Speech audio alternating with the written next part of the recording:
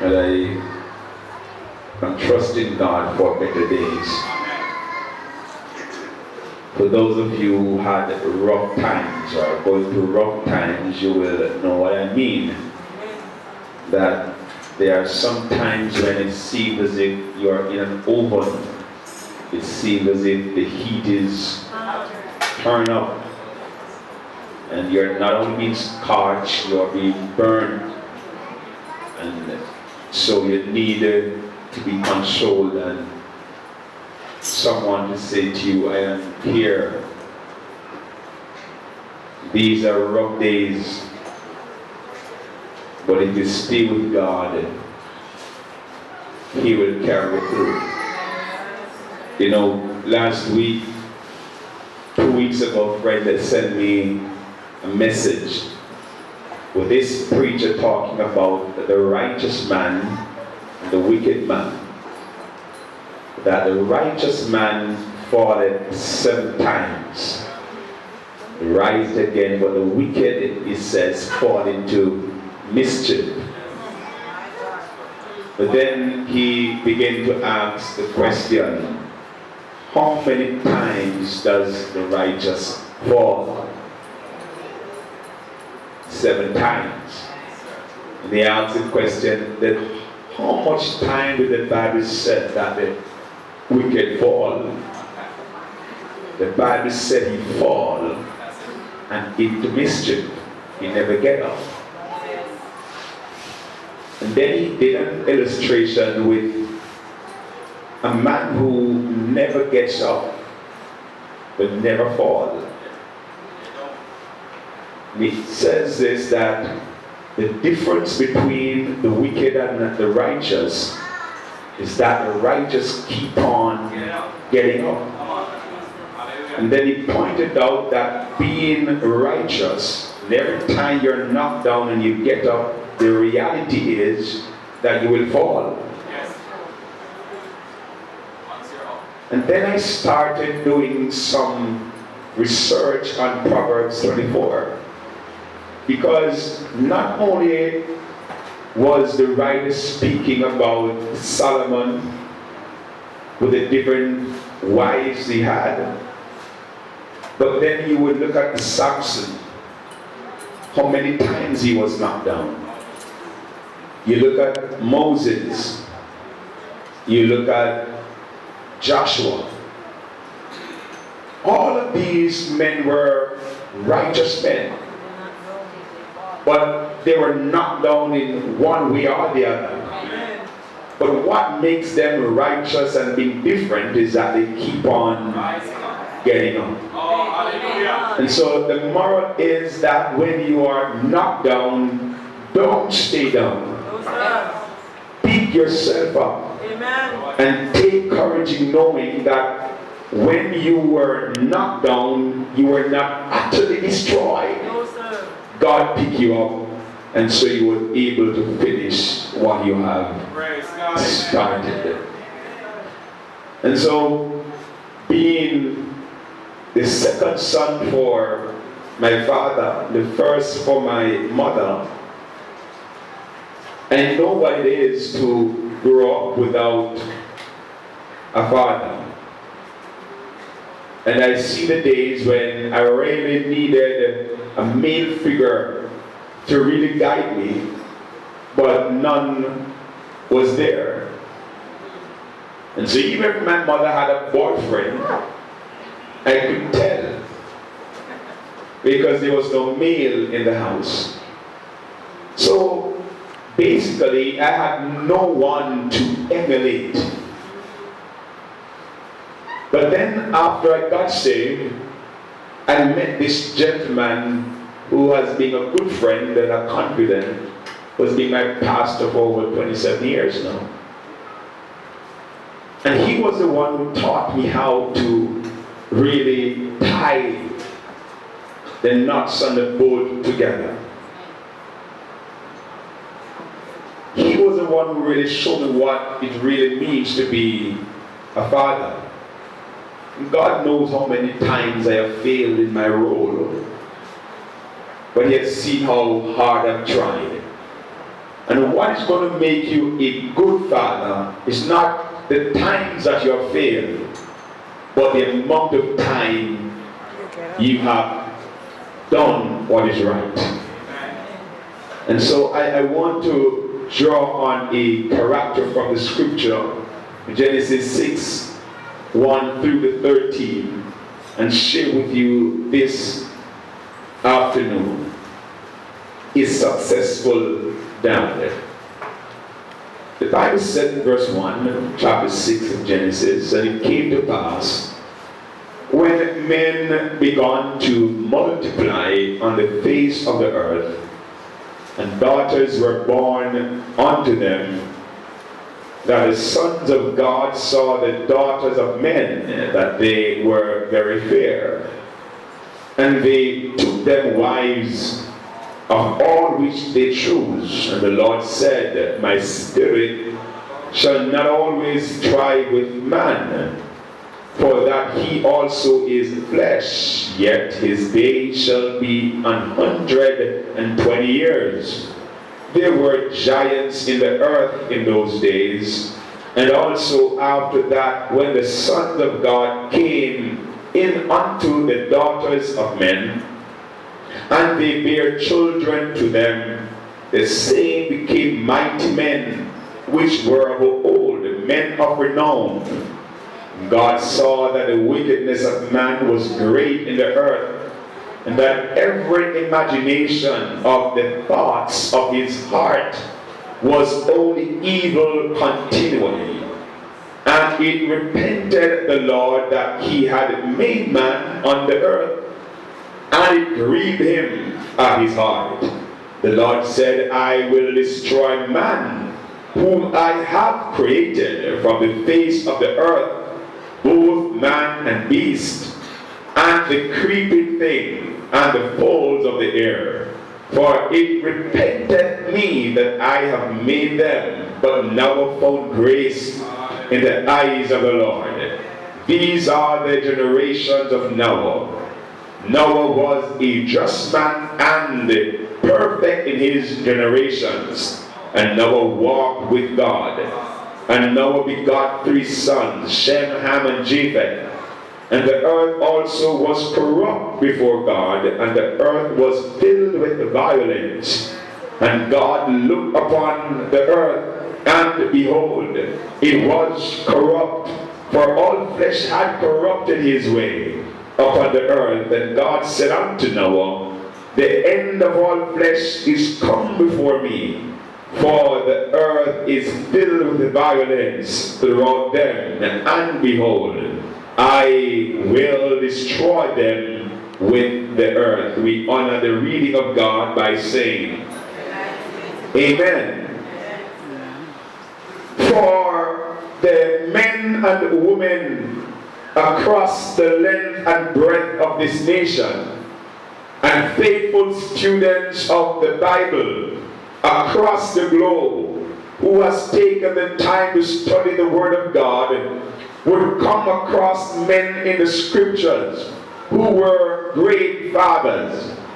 If you were included in this category, then it's a good place for you to be. But the Bible speaks about a man by the name of Abraham. You might want to include another man by the name of Solomon, who wrote many of the Proverbs from his sons, or for his sons. You also talk about Joseph, the husband of Mary, who raised the Christ and paved the way for a godly home. These would surely be many others who would make the list of the great dads in all of the Bible. But most importantly, most of us would not include the man who is the subject of the text before us today. This man who we call Noah was very important for him to find his way in the text. When you think of Noah, people always remember his work on the ark. they see that as his greatest achievement. Many would question his successfulness as a dad because of some of the failures that occurred later in his life. People, my friend, will remember when Noah got drunk in Genesis 9, 20 and verse 21. They also remember the business with his grandson Canaan and Canaan's father Ham, according to Genesis 9:22. But think about this, my friend. Noah's great success as a father was in the fact that he saw every member of his family saved. What greater accomplishment in life could these possibly be? My friend, it's not where you live. It's not the kind of clothing that you wear. It's not the car that you drive that matters. It is not so much the company that you keep, but it is the emphasis that you place upon your family. My wife will tell you, and I will say publicly, that I can be a very difficult person to live with. But it cannot be said, I am a worthless father. Amen. I will do whatever it takes to see that my household is taken care of. Amen. Put my selfishness aside and look at the most substantive issue. What role do I play in my house? And so we look at men like Noah and say, well, of course, he was a success. After all, he was Noah. He built the ark. But did you ever stop, my friend, to think that he had to get across some of the same hurdles that fathers face today? Amen. The Bible said in chapter 6, verse 5, he raised his family during a time of extreme wickedness. That's right, sir. And when I look at Noah and I compare the days of Noah to the time that I live, I can almost see that we are living in a very perilous time as the days of Noah. The Bible said he raised his family during a time of extreme violence, according to verse 11 of chapter 6.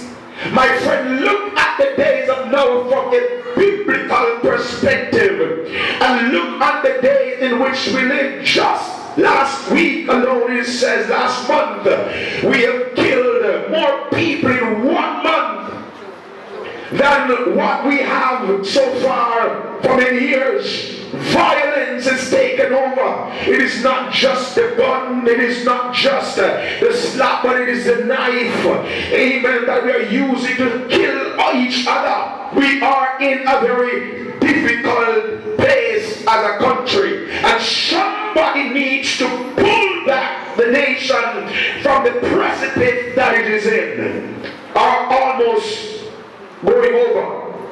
The Bible also said in verse 12, he raised his family during a time when God and his ways were being ignored. My friend, let's compare that verse 12 to this time in which we live. We see people ignoring the laws of life, the liberty, and the pursuit of happiness.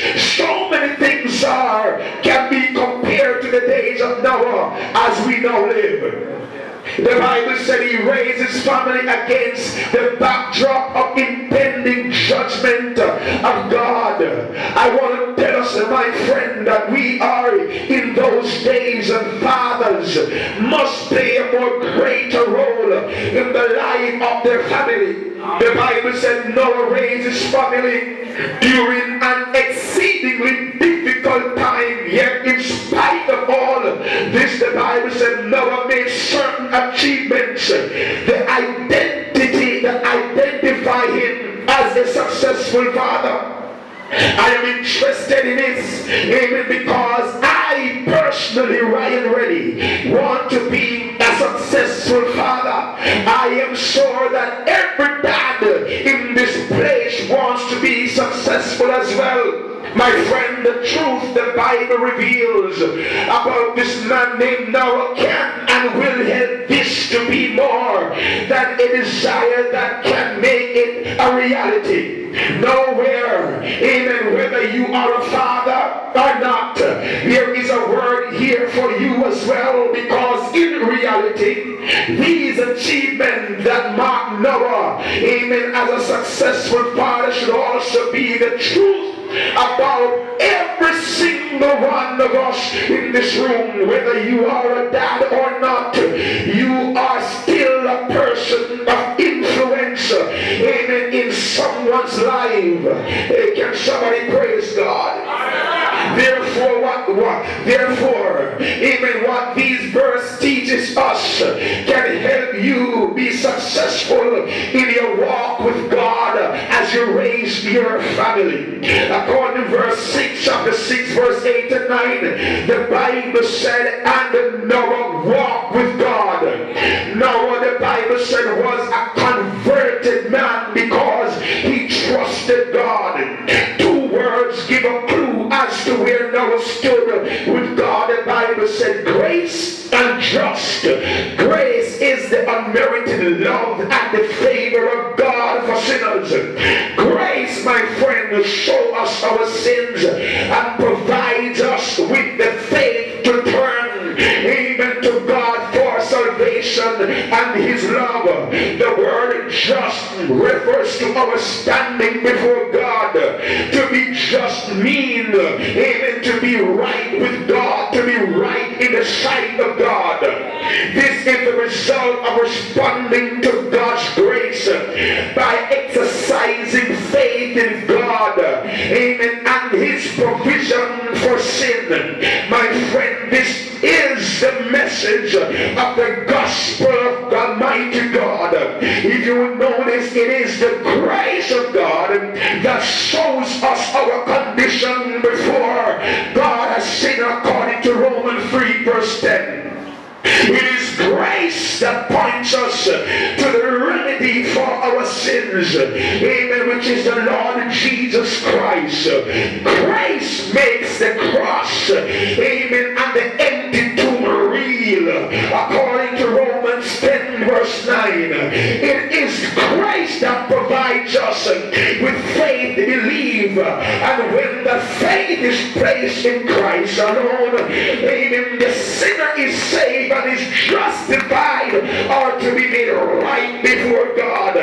My brothers and sisters, amen, anyone else for that matter, amen, can be saved if they give their life to God. The greatest gift you can give to your family is for them to know that you are what? Saved by grace, amen, and headed for glory. He was a converted man. It simply means that Noah was not just, amen, any kind of man walking up and down and spending his money and doing things, amen, that gratify himself. But the Bible said, because he was converted, it means that he was what? Changed. It means that his modus operandi was to serve Almighty God. And though he was living in a time of wickedness, where men turned away from God, no purpose in his heart that he is going to serve Almighty God. And though he had sons who were in a wicked and vile country, the Bible said Noah guided his children in the fear of Almighty God. It is your duty, it is my duty, though we are in a rough place called Jamaica, we can still have influence upon our families. Am I talking to anybody in the house?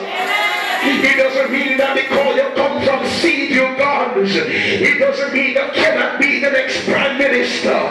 You must work a purpose in your heart that I have something in me that I want to give out. And every man in this room, you have their duty to your family to make sure every good that you can do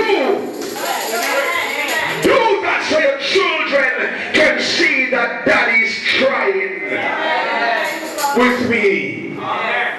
Not only was he a converted man, but Noah was a consecrated man. The Bible said that Noah was perfect. He was what? Perfect. This word means to make upright. Yes, sir.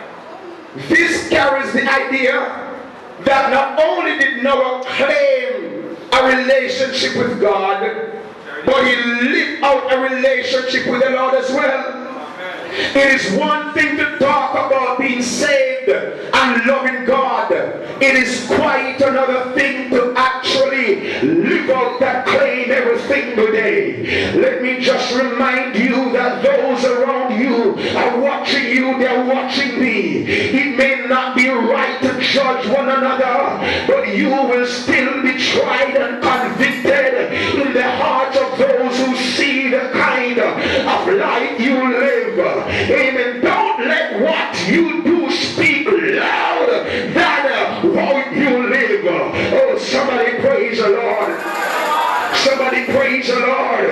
So it doesn't make no sense to say, well, I am a Christian man and I put on a jacket and come to church every single Sunday and I do the dance and I do the jump and I do the shout. Oh, but when it comes on to the days of the week, I live like a brute beast. The Bible said Noah was an upright man. It means that wherever Noah goes, he was what? Serving the Lord. He was living the life of a Christian. And even though the things around him, amen, were enticing to his eyes, the Bible said Noah found what? Grace in the eyes of God because he wanted to fix his heart upon the Lord. I come to tell you that even in difficult time, you can still live a saved life and live a right life before Almighty God. Even when you have no money in your pocket, amen, you can still serve Almighty God. Even if you lost your job, you can still serve God. You can still be upright when everybody else is wrong. Can I talk to somebody in the house of the Lord here today? I come to tell you today that the God you serve will see you through. The psalm said, I have confidence that God will take care of you. I'll cast your cares upon him. Why? Because he cares for you. And it is how you live that the world, Sister Malcolm, is going to see Jesus in you. When pastor not see you, your neighbor see you. When no member not see you, co-workers, they are seeing you. Oh, can somebody help me praise the Lord? In this house, know what the Bible said was a consecrated man, because it purpose in his heart to do what is right. So hear this. It is a made up mind with the help of the Holy Spirit that is going to enable you to live the Christian life. Amen. Church of God. Many times things come our way. Many times people say things about us that we could retaliate, but because they want to show them that you are distant and the God that you serve is to be praised, and you've got to bite your tongue and what? Swallow your spittle and cool off because you have something that you want to prove. He was a consecrated man. It means that he was upright in everything that he does. And the other thing is that Noah was not only consecrated, Noah was consistent. And this is an issue with church today. We can't find people who are consistent. We find people who works with convenience. So it's only when I am okay and when everybody's loving on me that I can serve God. It's only when people can look at me and amen, just say good things things about me that I can serve God. It's only when people can compliment me that I can serve God. But the Bible saying that Noah walk with God. My friend, the idea here is of consistent walking with the Lord. He wants even to do what is right. Is somebody praise God? It's not only when the thing was convenient for Noah, but he said, all when I don't have it, I'm going to serve God.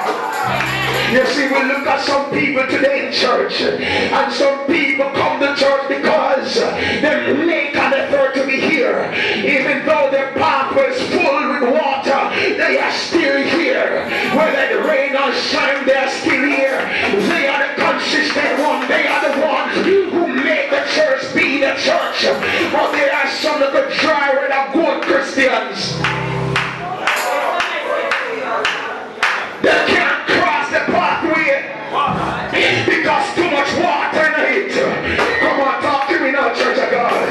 Because if you don't talk to me, I'm going to talk to you right here now. We must come to a place in our walk with God that whether rain or shine, I'm going to serve God. Whether I have it or not, I'm going to serve God. Whether they love me or not, I'm going to serve God. Whether they talk about me or not, I'm going to serve God.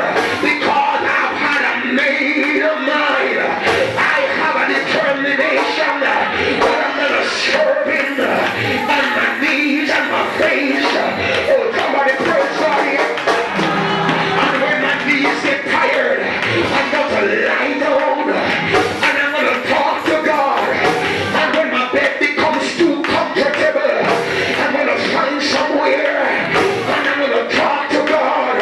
Consistency is the day. And whether you want to talk to me or not, I'm still going to serve God. And whether you like what I say or not, I'm still going to serve God. It's not Pastor Reddie I'm coming to. I am coming to Jesus. The Bible said Noah was consistent in his walk with God. And if you are saved by grace and living a life that is pleasing to God, you don't need no friends to turn and say, you know. Come on, sir. You don't need nobody to approve you. Yes. Because your life alone is going to testify.